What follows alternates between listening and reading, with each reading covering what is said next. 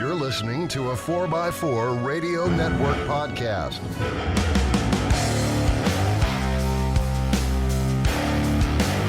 We're moved.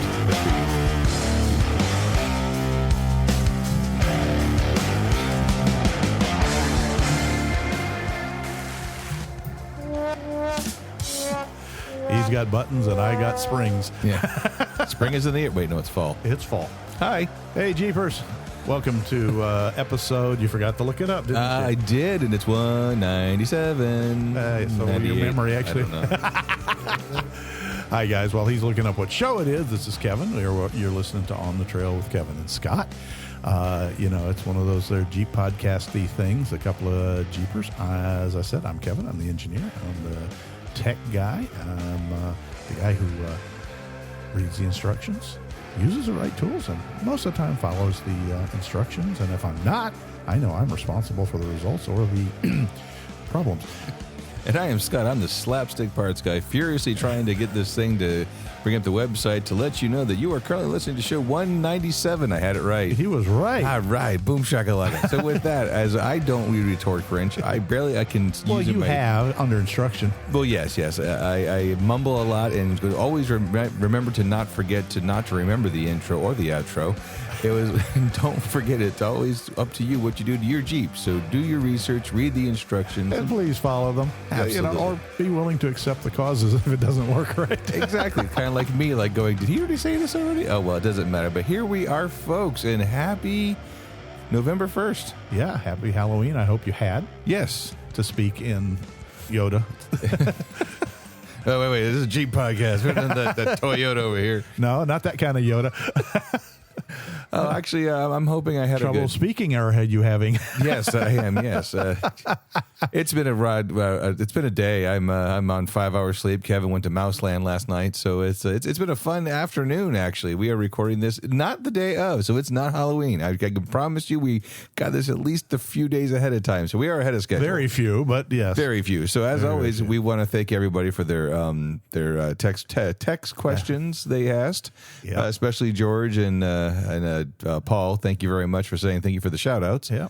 But with that, we got a really interesting show today. Oh, I hope it's interesting for them. It was for me when I stumbled across it. Well, it's Kevin, to be honest with you, sometimes we use you guys and your show ideas, absolutely, but sometimes Kevin and I have great ideas, and sometimes they literally fall in our lap. And this is actually one that fell in our lap where it's a common question we get all the time on the social media, Facebook groups and stuff like that. Yeah, the interwebs. Yeah. People want to know, why don't we build small Jeeps anymore? Yeah. And I mean, we technically, Chrysler Jeep does build Gladiators and stuff, but they're talking, I believe, to things that are TJ bodied or even Willys bodied, small vehicles. And of course, I see all the usual answers of, oh, it's safety related, it's this. And I'm going, wait a minute. And you do a little research and you look and you go, wait a minute, the rest of the world does have them.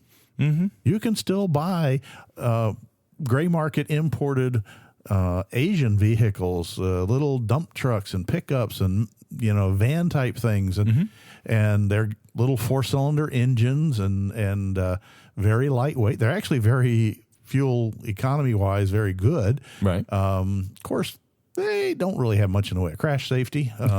You are the airbag. You are the airbag. Well, air or other fluids. Oh. But anyhow. Why don't we build them in the U.S.? Yeah. And there's an interesting answer. And I'm not saying it's the only answer. I'm sure safety pays into it, because when you start going the safety route, which I'm not anti-safety, please believe me, after my careers, I'm well trained in safety and the positive aspects of it. But, I understand that safety equipment adds weight. Weight adds more requirements for stiffer and heavier suspension and more body sheet metal and this and that and the other thing, and then needs a bigger engine to move it. And, no, the answer came up with the weirdest twist to me. Yeah. And it turns out to be the driving force in the growth of the Jeep and many vehicles in the U.S. Yeah. And this is an opinion, but when I dug into this particular opinion, I did find a lot of fact behind it. And it's the CAFE standards, better known as the let's see, what's the term for that? Corporate average fuel economy. Yes. And the CAFE standards are what the EPA and the U.S. government set on manufacturers for retail vehicles manufactured and sold, well, not just manufactured, but sold in the U.S., Right. That they have to meet. And the standards, if there's a way to take a good idea and mess it up, Oh, no. this was a good idea, a way to push technical development to raise fuel economy. Yeah. All right. But somebody in EPA came along with the idea that, look, we need to base this standard off of the vehicle's footprint. Mm-hmm. So your track width and your track length, okay, multiply together, divide it, usually in inches, divide them by 144 to get square feet. Mm-hmm. And if you look it up, folks, if you Google CAFE standards and you go for the charts, you will see the charts that are published. And it's really an interesting chart that shows a something that you would have seen in high school or college. Yeah. And it's one of them curvy, graphy things where there's numbers on the bottom and numbers on the sides and colored lines. Right. And there's one for trucks and there's one for cars. And these the general are general. There's a formula that draws the lines, and most companies use the formula. But what it basically boils down to is the smaller the footprint of a vehicle, the higher the fuel economy standards are. Yeah. It's not a flat line. It's a curve, and it's a really aggressive curve. Rather exponentially. Yeah. If Evel Knievel was here, he'd be revving a motorcycle behind it. Well, yeah, he might not make fuel economy either. It's what it does is it drives manufacturers. Of course, they're looking at their bottom line. Yeah. So if my technology can produce an engine that will, for this amount of weight, give me this fuel economy, how big a vehicle do I have to put it in to make it compliant? And again, these are average standards. So don't grab your particular vehicle, do the math and say, oh, they sold me a substandard vehicle. No, there's also somebody who, what'd you call it, bought a Renegade that is above the standard. So it's the average of all their groups and the estimated volume sold. So they come up with a corporate average fuel economy. And the thing that's very interesting there is that there's this driving force. It's very simple when you see it, that if I make a bigger vehicle, I don't have to make as fuel efficient a vehicle. Right. Now, there's some fallacy in that because, all right, it's harder to make a bigger vehicle more fuel efficient. Yeah. But the standard curvature is such that it's not, to use an engineering term, it's not very linear. It's actually kind of a curve. So the bigger the vehicle, and the government did it for a good reason, from what I read in the EPA and the DOE. DOE drives it primarily, Department of Energy. That let's be reasonable that we can't require a Sherman tank to get the same mileage as a moped. Okay, it's just not. It's not feasible. Pedal power. Yeah. But, either that or Sherman tank with a bunch of pedals. Now, but Sherman's older, so it predates CAFE. So let's say an M1 Abrams. So, you look at these things and you suddenly begin to realize why Jeeps have grown. Yeah. And for those of you who, and I'm part of that group that likes the TJ size for the trail maneuverability and the squeak in and out. And, Scott and I saw it at Sheriff's Jeep Fest in Georgia, not this past one, but the year before when you took the Gladiator. There were some trails closed to you. Yeah.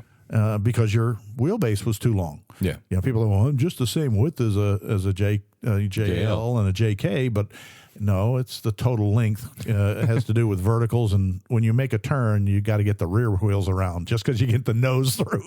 But I found that fascinating that when I ran through the numbers. So, for rough numbers, I ran Scott's Gladiator, and it's got a footprint, which is the center line to center line width to center line axle difference front to back. And he's about 61.4 square feet. Now, the average CAF standard, according to the target for trucks, believe it or not, is 32.5. Now, there are substandards to that, but it's hard to dig into every substandard. EPA actually produces a website with a gas mileage website. Not EPA, I'm sorry. Fueleconomy.gov is where it's published, and it's Department of Energy. And you can go in there and you can look at all the classes. And the things that mix in the class, you suddenly go, wait a minute. Did you guys know that the small SUV, a Fiat 500X all-wheel drive, is in the same class as Broncos and Jeep Wranglers? I certainly didn't know till we looked it up. Okay, but that's kind of one of those weird little twists, you know. Same thing, a Chevy Equinox, and you go through this and you go, wait, a BMX X4, and it's a four-wheel drive. The manufacturer complains. Listen to me. No, the online manufacturer claims off-road capability. So this is how it gets classed. And so you go through these, and you see vehicles that, like, wait a minute, believe it or not, in the same class. All right, small SUV, Ford Mustang Mach-E electric, because it's all-wheel drive. Yeah. There's a difference between all-wheel drive and full-wheel drive. And looking at the fact that it's got a combined city mileage of 93, so Mustang, no wonder Ford's claiming it's a truck class. Do you see what we're saying? They're playing the numbers game here, folks. But they squeak up the wheelbase.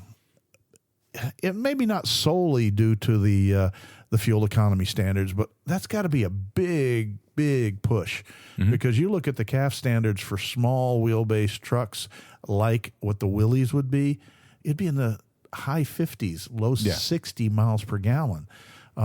See if you can do that with your Go Devil 4. Yeah, no, you're not. You got one, Scott, coming out. Yeah. No, that's what actually started this conversation, because, you asked me, what drives, and I said, well, the vehicles are bigger because, again, the more comfort, more safety features, and more car-like ride and all that. And like Kevin says, no, it's the bigger the footprint, the more you're allowed, the more you're allowed. The lower you're allowed to have a lower mileage. Yeah. And so, and yes, the comfort, the four doors, the kids, hauling the kids to soccer, to school, all of that plays into it. But the CAFE standards look to be a really big, needle, because obviously I can build you that four-door luxury version Jeep that's off-road capable and goes out to dinner, takes the kids to soccer practice, and meet the CAFE standards as a fleet, okay? Could I do that today with the TJ? Yeah, that's the problem. Not with that inline six, 1950s technology. Even if I upgraded it, the standards, because the wheelbase is 2 inches narrower, and the wheel width, the track width, and the wheel base is 10 or 15 inches shorter. I don't think you could, because even with today's engine, could you pull the necessary 30, 40 miles per gallon in a TJ? It would have to be a hybrid. Yeah. And then you wouldn't have the room in that frame footprint to put the necessary components to make a hybrid. Yeah. Not only that, the windshield, again, like it's the vertical windshield. Yeah, you're running with a piece of 4x8 plywood. Vertical. So I guess what we're saying here is it's an interesting viewpoint. It shouts very strongly for those of you who keep your Jeeps running, the older ones, even if you engine swap them to a modern, okay, which is hilarious. I mean, I know there's a big cry against the LS swapped TJs, but there's a lot of people that do it, and they report consistently higher fuel mileage than the 6 ever came with, or even the 2.5 or 2.4 straight fours. And then you could have other choices. What's the company that we talked about before that puts in the takeout 3.6s? Aggressive crawlers, I think it was. I think aggressive crawlers. If you want to know about them, let us know. We'll send us a message, and he'll dig. Oh, Scott's going to go see if he can dig it up. So anyway. It's you can raise the economy of your TJ, but you're never going to quite. He's just making an absolute mess here. Oh yeah, that was. We found it. Off road. Where's their freaking name buried in here? They got a whole advertisement on that and a phone number. It's probably on the little sticker. That's the problem with old eyes. Yeah, I think it's aggressive crawlers. I think it is. There it is. Boy, guys, you need to redo your business card so we can actually read it when you get a little word. Yeah, it's aggressivecrawlers.com. Yeah. And they're the ones that came out with an idea of taking the 3.6 out of the JLs and the JTs and slipping them into TJs and even YJs. And the power to weight's good. The fit's excellent. It's a Chrysler product or, a Jeep product in a Jeep kind of a situation. People are like, well, if you're going to go to all that, why don't you do the LS? Well, you can, but that's actually a cheaper swap by several. I forget what they told us. I think it's like $12,000 cheaper. Yeah. And it gets you better mileage, and, so. And again, I'm not selling that or pushing that. I'm just saying that this is one of the things why we don't see that small footprint. If you go overseas, one of the reasons people ask me, where'd the Suzuki Samurai go? Everybody thought, well, Suzuki pulled out. Well, part of the reason they pulled out was the CAFE standards for that footprint of a Suzuki Samurai is astronomical. Yeah. That's not a linear formula. It's an asymptotic is the special term. It just gets higher. The closer you get to the ultimate goal, the higher and more aggressive it gets. And so I've been to Europe, folks. You go over there and rent a quote unquote Jeep and you'll get a Suzuki Samurai. Yeah. It may be called something else over there. I think it's called. A Jimny. Jimny, yeah. Suzuki Jimny, but that's a Samurai. And they're a lot of fun, and they're very fuel economy. They're very fuel economical and a lot of fun that way. But apparently, first off, they wouldn't meet the CAFE standards. Two, they wouldn't meet the safety standard. 3, they get blown over in a strong Florida thunderstorm. Yeah. But it's just an interesting thing to think about and to read about and to realize that maybe hanging on to an older Jeep and investing in that, as far as either restoring, maybe resto-modding, any of the aboves, might get you a goal. If your goal is to have one of those nimble little small Jeeps, and again, if it's not, then fine, go buy a new one. Right. But, you may, as far as wishing for a new small Jeep, you're going to have to go buy a Renegade and repower it. Yeah. And do all kinds of, custom work, or go find yourself a TJ before they're gone, a YJ before they're gone, a CJ, what's left of them, and go buy bodies from Juan Jeep, Yeah.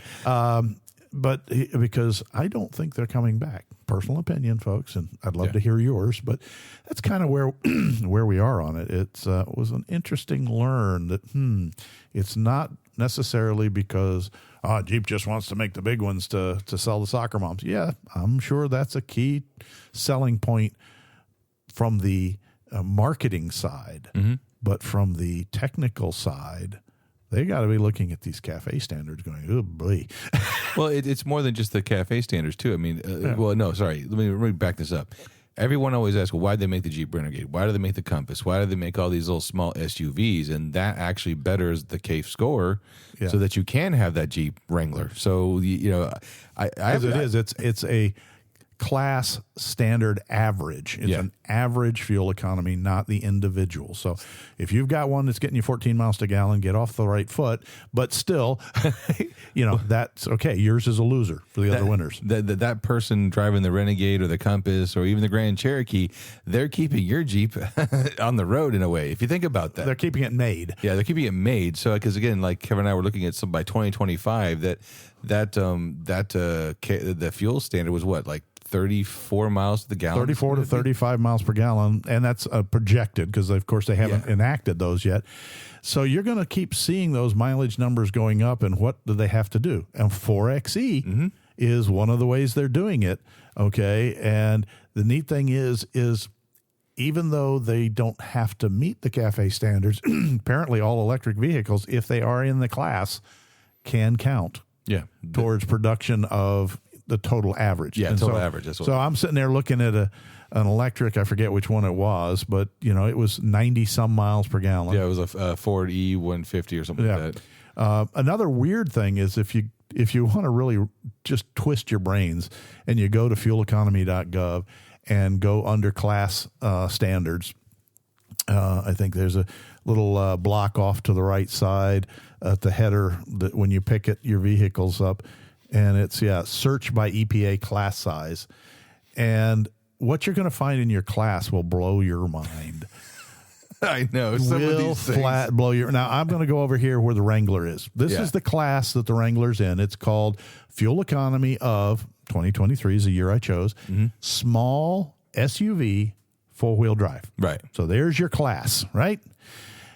The very first thing is the Acura RDX all-wheel drive. All right.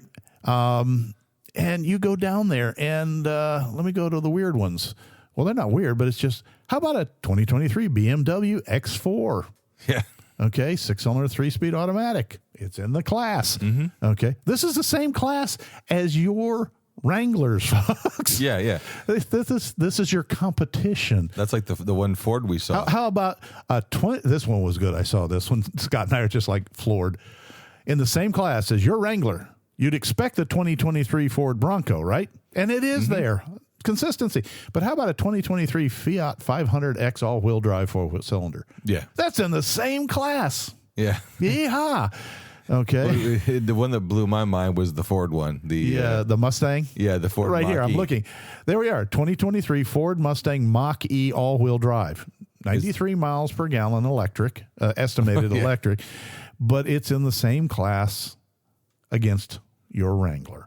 That's an interesting. You just said 93 miles per gallon. Can you really say 93 miles per gallon? There's an equivalency formula for watts to MPG. Okay. So yes. How about a Hyundai Tucson plug-in hybrid? That's in the same class as well. Jag. Would you believe a Jag is in the same class as yours? And I used to say it's not a Jaguar, it's a Jeep. But 2023 Jaguar F-Pace SVR, 8-cylinder. Now, it gets mileage like a Jeep. Yeah, but it's in the same class. But in class. And there is all of them. Even, there's our full 2023 Jeep Wrangler 4-door Eco Diesel. There's our 2-doors. Every Jeep Wrangler's in there. But there's the Renegade Scott was talking about are mixed in there. The Trailhawks. Well, the 4XE is 49 miles per gallon. Yep. And so that would probably meet the later standards. The 2025 at least. 2025. But would you believe there's a Kia Sorento in this class? Yeah, so I don't know. Like I said, this is a weird show, but this was just blew my mind. There's Lexuses in our same class. We always think our Jeep is unique, and it is. But boy, would you put a 2023 Porsche Macan GTS in our class? Well, I would not. I'd like to see the Macan go through the rock pile on some courses. Yeah, well, but anyhow, that's kind of the way it works. And thought it would throw a little bit of information to you guys out there listening. Why did the Jeep grow up? And grow out, and it wasn't old age and excess eating like some of us adults. Yeah, really. But rather. Yes, marketing plays into it. And obviously, people with 4 doors can take kids with them, and that's a great thing, in my opinion, and just my opinion. The fact that we can introduce another generation to the joys of, trail riding and exploration and just generally doing our own thing. Because the Jeep has one thing that most vehicles don't is relative ease of modification for personalization. There are others you can do that with, and Ford made a very strong run in with the Bronco. But let's be honest, you want to take that Porsche Macan and upgrade it, you better have a really deep wallet. And I'm not so sure you're going to want to play with that one in your garage. Okay. Porsche on swapping tires. So, you better have a really good programmer out there to be able to reteach the computers. Although that's getting to be the way it is with the Wrangler. Yeah. So that's also the reason why they're pushing strong for the stop starts. Okay. You're not really able to not get a stop start in the current models because that raises the fuel economy, the average. Pretty soon we're going to see hybrids and as the only option, and as long as the standards keep rising. Now, I'm going to end it with there is several pieces of paper that most of us won't read, but that are available online through Department of Energy and those, and they are looking at the CAFE standards for this very reason and thinking about revising the criteria. Okay. The sad thing is, after working 32 years in the federal government, I don't see those improvements really helping us much. I don't know what they're going to be, so don't take that. But it's just an interesting thought that, we always thought it was pure marketing and sales, and indirectly it is, but it's really not. It's a technical reason, and it's the government trying to raise the average fuel economy and lower the average emissions. And to that end, it's been relatively successful. Yeah. We are a microcosm group, and the fact that we see much of the impact as negative, we're small potatoes in the political world. Yeah. Sad, but, a basic fact. On the other hand, there's nothing about retroactive with, mods and retro mods other than, and this one, just to keep yourself honest, you cannot. Now, there's certain groups of really old vehicles that don't matter. If you have a Willys or a GPW, you can pretty much play with it, or even the early CJ5s, I think EPA standards. I think it's pre-75. Yeah, pre-75 is what I was going to say. So if you go pre-75, you can pretty much do what you want with whatever engine you want. But, afterwards, after 75, please remember your replacement engine must be of equal year or newer than your body. Yeah. That's the simple rule, including, this is the one that gets most people, including the emissions controls to that body year. Right. So if that body year didn't have cats, you don't have to run cats. All right. Nor do you have to run the secondary O2 sensors, in your LS swap. Let's just grab that one. You still want to run the pre-cat O2 sensors, because that's not there for emissions. That's there for fuel control for the injectors. Yeah. But, on the other hand, if you have an 05, like me and Yee, they have cats, and you do an LS swap, you better take the cats and O2 systems with it.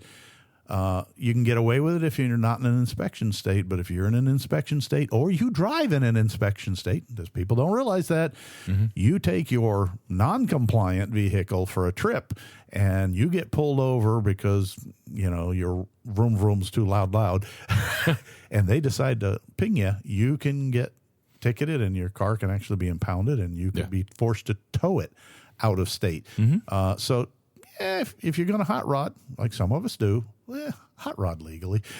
Well, just know what you're doing. I mean, and that's one thing I want to chime in here with is that, to avoid the 9,000 political emails, this isn't a political show. So the why and the how and the where, we're just talking about the effects, the effects. And the biggest thing for me is that, and I see this, so I'm kind of like, I'm almost an early adopter in some aspects, because everyone's, big scary technology, the TJ is the best Jeep ever, and, whatever. And I'm like, okay. And I, to some degree, I do agree with a lot of good marching points with that.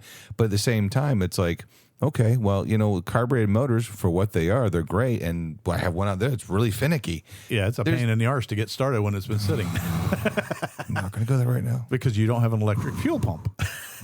Okay, moving on. No, the biggest thing is that, like, fuel injection. And everyone's like, fuel injection's scary. Yeah, it can be scary, and sometimes they PETA to work in. But, good things come from technology. Like Kevin and I talk about safety. Airbags don't suck. No, they really don't. I actually avoided a very bad injury when I totaled my Charger because of the airbag. So, while a lot of people sit there and will say, all this, it's government overreach and whatever. Yeah, do I like the idea that the Gladiator can do an automatic download for stuff? No. But, is it reporting back my oil change back to Jeep? I haven't done it. Yes. But the point is that, like Kevin said, if you want to be a purist on the Jeeps and get an old Jeep and restore it or retro mod, that's great. Do that. Yeah. Because like you said, that is going to keep the history of the Jeep alive.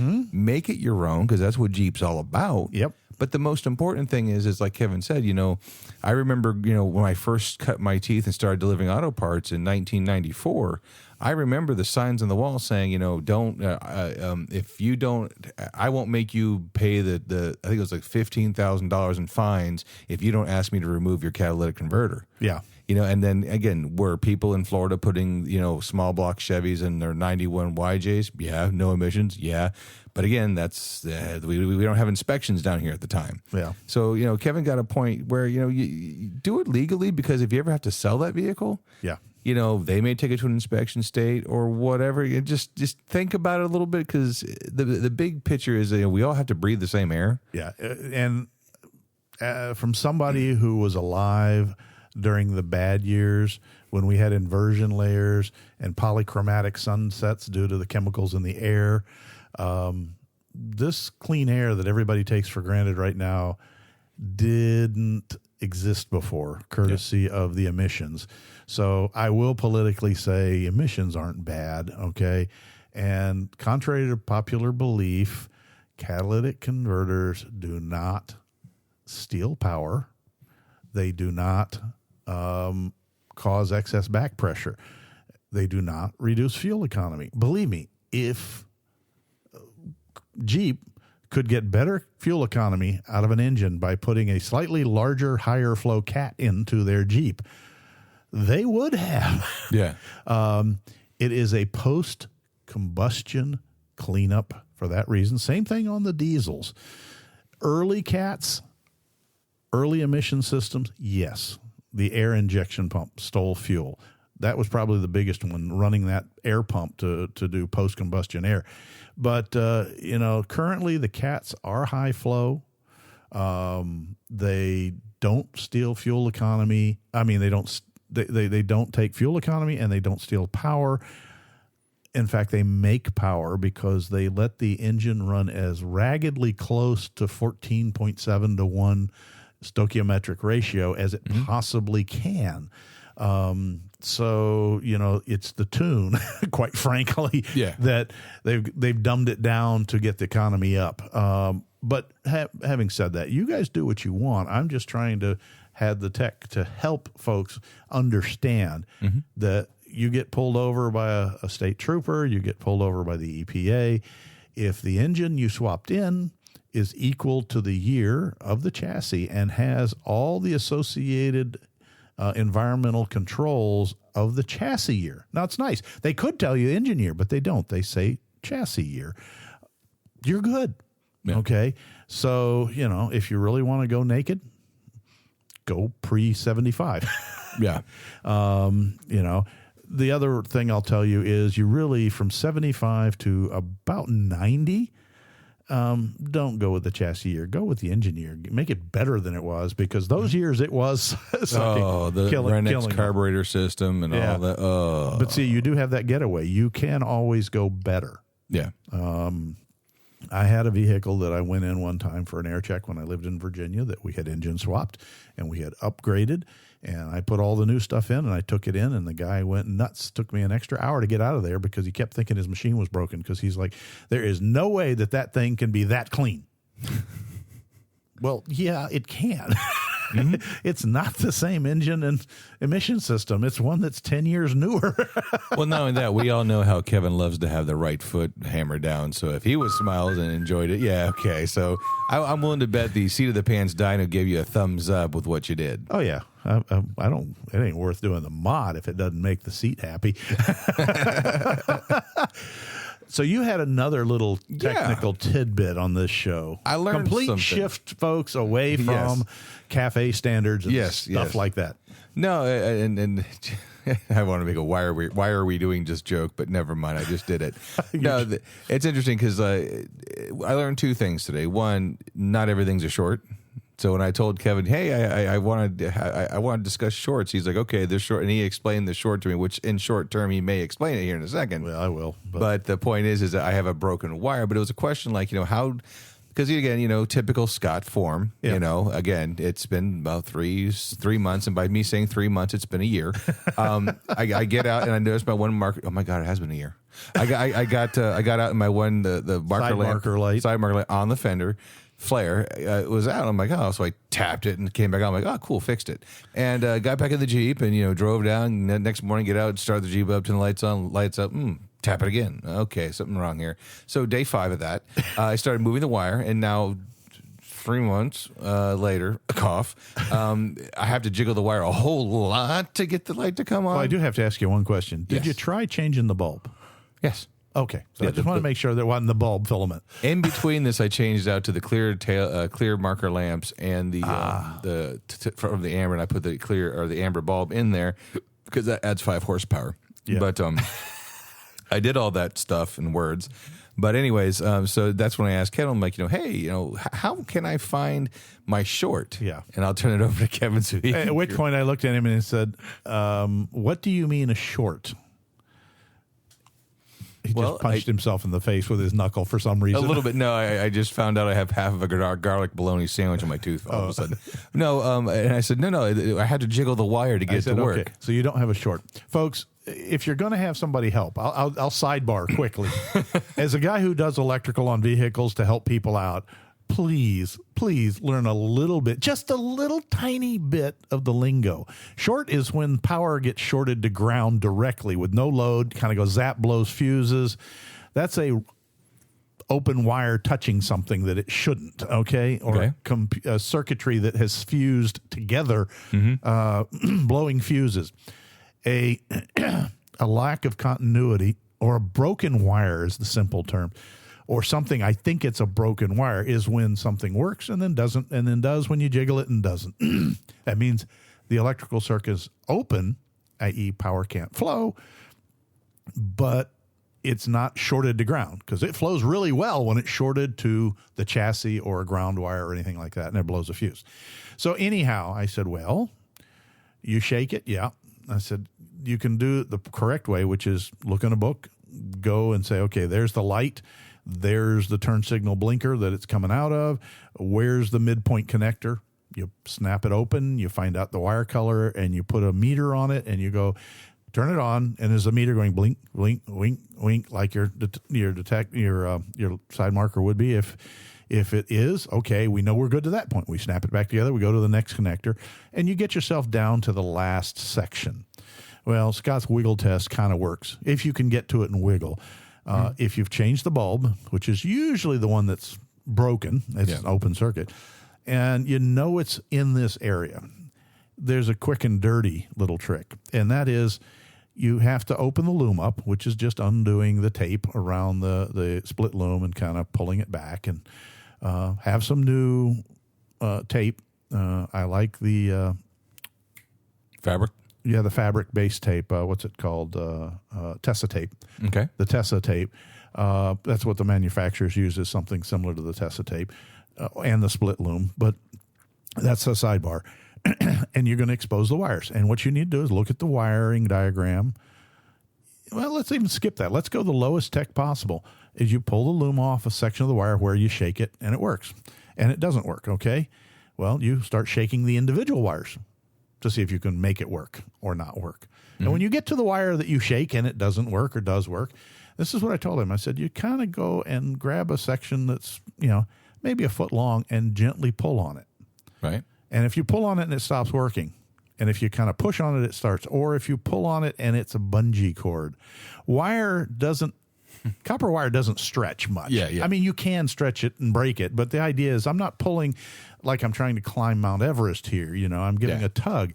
If it kind of goes boingy, boingy, boingy, in fact, you'll actually see an area neck down.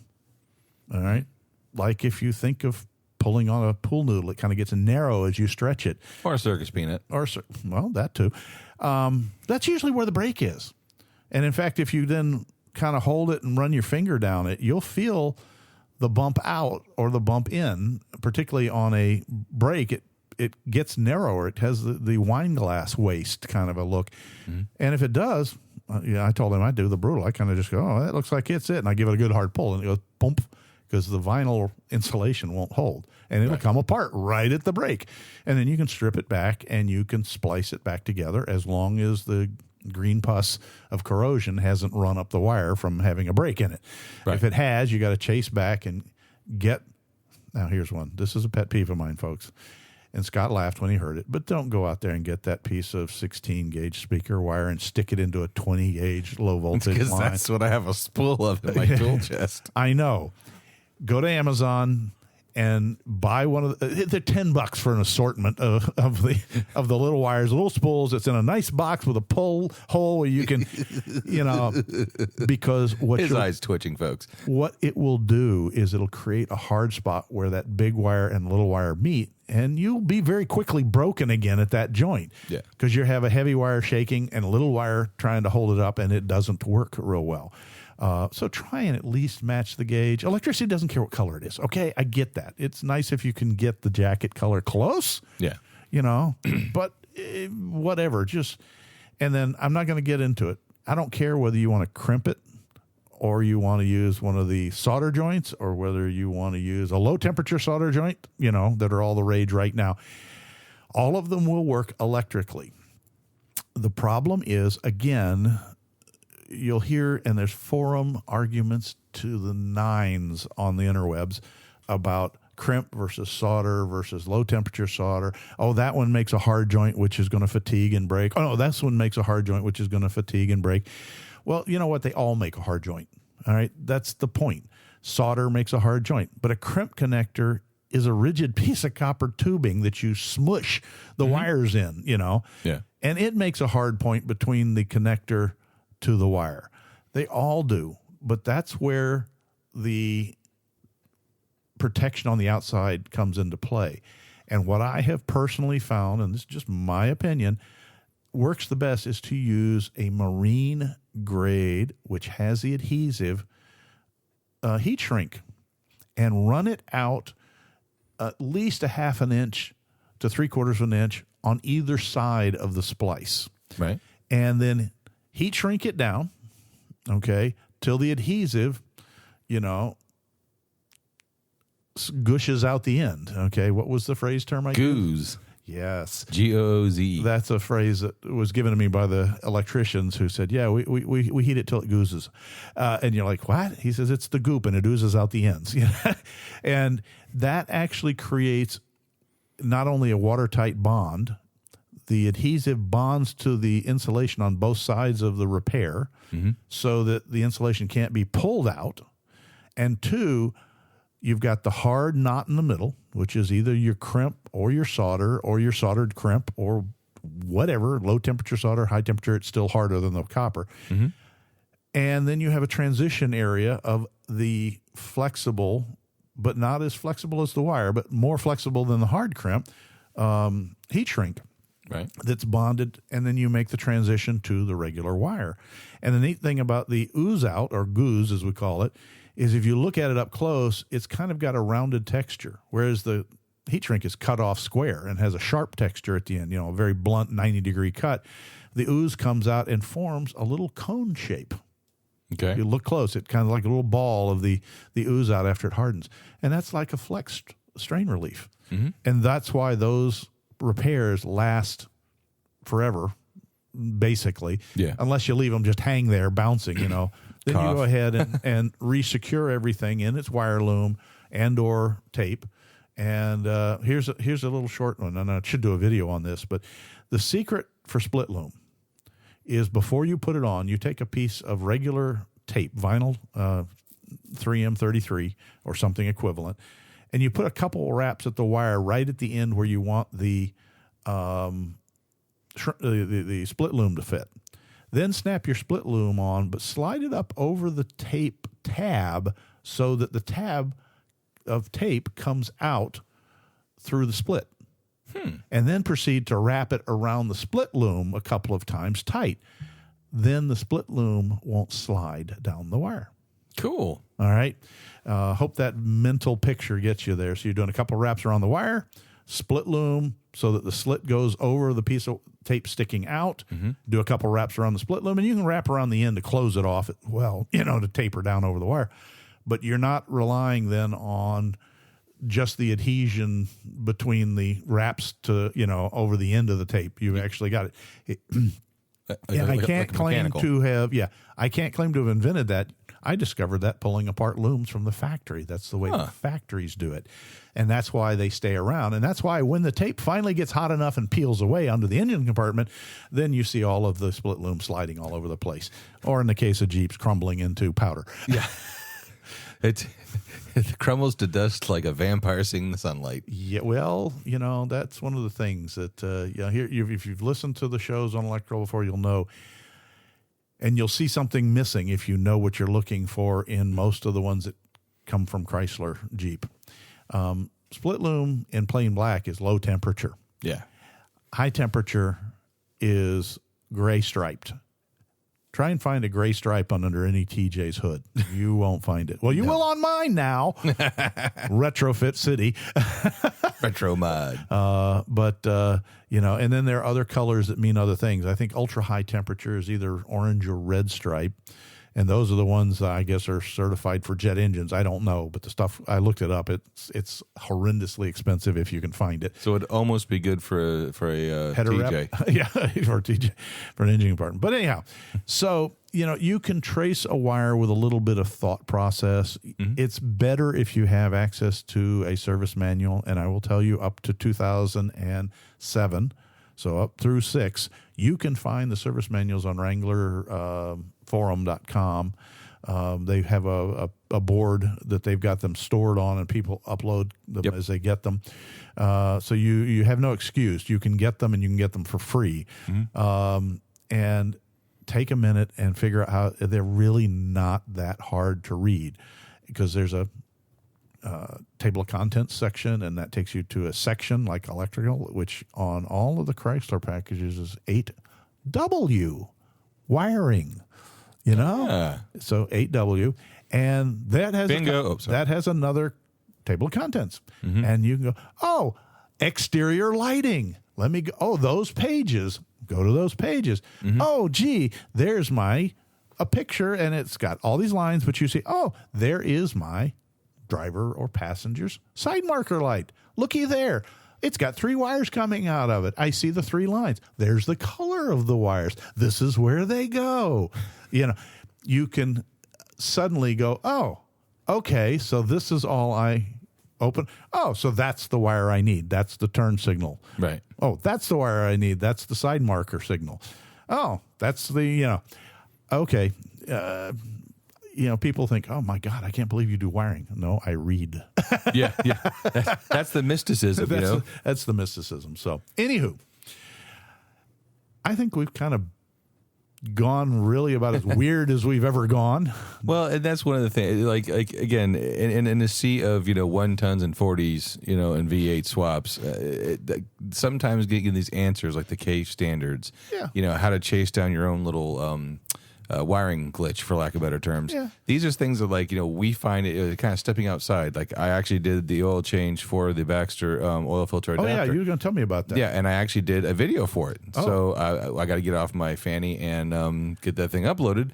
But because, again, there's a sea of them how, to install it. But, hey, here's exactly how long it takes to do an oil change. Yeah, he called me and said, I can't believe it. It's done. It was. I had the compressor pulled out, and I had the oil filter off and the new one on, with getting the compressor and the camera gear done in less than 5 minutes. Yeah. So that's pretty awesome. I told him the next one he should do is let's say somebody doesn't have a compressor. Mm-hmm. Not everybody who has a Jeep has a shop compressor. Right. You hopefully have a portable tire change. You may want to do one with a portable tire change pump, your Via Air mm-hmm. feed. But if not, I challenged him to do a Baxter oil filter change with a bicycle pump. Yeah, I will. Because there's no excuse not to. Yeah. Even with the difficulties of the fact that Schrade valve is way further away than a tire pump for a bicycle can make it. So you may be holding the pumping on your front bumper. But hey. I'm just curious to see, I'm removing the few negative comments that mm-hmm. I've heard from people over, you mean I got to have a compressor to change my oil? who has that? You know, well, let's find out. Maybe it's not as big a deal, and I'm betting it's not. Yeah. For you to be able to do the Baxter change, because the nice thing Scott said is he says, yeah, you blow down the oil filter housing. Mm-hmm. Don't drain the pan first, because of course that's where all that oil is going. But then it's empty. It's essentially a dry change. I wouldn't say a dry change. Didn't you have a little drippage? I had no drippage. But the interesting thing is when I spun that filter off, the center post, there was oil all the way up to the top. Okay. It wasn't spilling over, but it's like, so when I put the new filter on, that oil was already primed and ready to go. And that's why this system really is kind of cool. Everyone has their own opinions about it. But one guy said, because the oil pump won't pump air. Correct. But so it takes that 2 Mississippis or which one isn't quite true, but yeah. But the point is the guy goes, well, okay, so that oil pump doesn't pump air, but I know that oil in that valve is getting that much faster to the top end. Yeah. And the thing is the galleries, if the pump can fill the galleries before the galleries empty, the engine doesn't see a difference. Yeah. The other thing to recall is the rule of thumb in the industry that produces oil is cling time. Cling time on the average motor oil in a vehicle is 30 days. So your few seconds of cranking. Now, that does not extend to high pressure parts like cams, lobes, lifters, because they squeegee themselves clean. Mm-hmm. But otherwise, you do have it. And oil pumps do pull air. They just don't pull it as fast as they pull liquids, i.e. oil. Right. So that's how the very first time they start. Now, there are older pumps, okay, and they're gear rotor pumps, same sort of a twin gear system, that they told you point blank, you pack them with grease on the first start, which was always a problem when people carried that philosophy over to the newer style engines. And I'm talking in the late 50s, early 60s, because oil galleries got too small to be able to handle the grease. The pump will emulsify it in the oil. No, because the pump has to push the first load of grease into the gallery to bring that oil up. Right. And that's where the vacuum occurs. But then, of course, you've got the oil pressure and a big glob of grease. Yeah. And when you think about the volume, how much are you putting? Maybe 2 tablespoons in a gear rotor pump. Mm-hmm. And you're getting up into how big's the hole in your rod bearing and your crank? Oh, and the feed lines to your cam bearings. Right. And your sprayers. Yeah, and there's no wonder that there was a little bit of a problem in the transition. And now more modern engine manufacturers, and I'm speaking now from small block Chevys forward, are going, don't pump. Don't. Yeah, don't put grease on it. Don't put grease on it. And if you're in the 70s and 80s, it was find an old distributor or buy the specialty tool that sticks in a drill and go down take the distributor out, go down the distributor shaft, engage the oil pump without turning over the engine, and spin it till the pressure gauge on the dash, which was, of course, mechanical, shows that you've got pressure. Right. And you didn't need the gauge. I'll be honest. If you had a tight engine that was in good shape, you'd go, and your wrists were like, oh, good Lord. Yeah. You knew. You knew you picked up oil. Yeah, speaking of engine oil pressure and all that, just so you know, for those, because we talked about it last show, we have another flapping penguin shattered bottom end engine in a big full-size pickup truck. Oh, great. Just happened earlier this week. Yep. Well, yeah. So. My, how the world has changed, eh? Yes, it is. But on that note, hope to see you guys at Crawl for the Fallen. Yep. We're going to be there in a booth. We'll have the banner there, I assume. Yes, we will have the banner. You'll have to take it down from the garage. I will have to take it down from the garage, yes. And you are still planning to bring the special guest? Yes, I am still planning to bring this special guest. But the funny thing is I went online to see where the nearest U-Haul place was for the trailer, and I realized I sit next to it every day while having lunch with Autumn in the parking lot of a restaurant. And as I look at it, I went, you idiot. I stare at that sign every day, 5 times a week while I'm eating my sandwich, salad, or whatever. Again, do we talk about not reading the instructions? Folks, I think with that little point of wisdom, it's time to put the Jeep in 4-low, lock ups, and hit the trail. Take nothing but pictures, memories, and your trash when you leave said trail, because we want to keep these open for our kids, and our kids. Whatever, we just want to keep them open. Yes. So until the next time, we'll legal, tread lightly, and we'll talk to you later. All right, bye. Bye. Proceeding has been provided for entertainment only. Proper service and repair procedures are vital to the safe, reliable operation of all motor vehicles, as well as personal safety of those performing those repairs. Standard safety procedures and precaution, including the use of safety goggles and proper tools and equipment, should be followed at all times to eliminate the possibility of personal injury or improper service which could damage the vehicle or compromise its safety. What he said. Thanks a lot for listening, guys. You guys have a great day. Bye. This has been a Bent Axle Media production.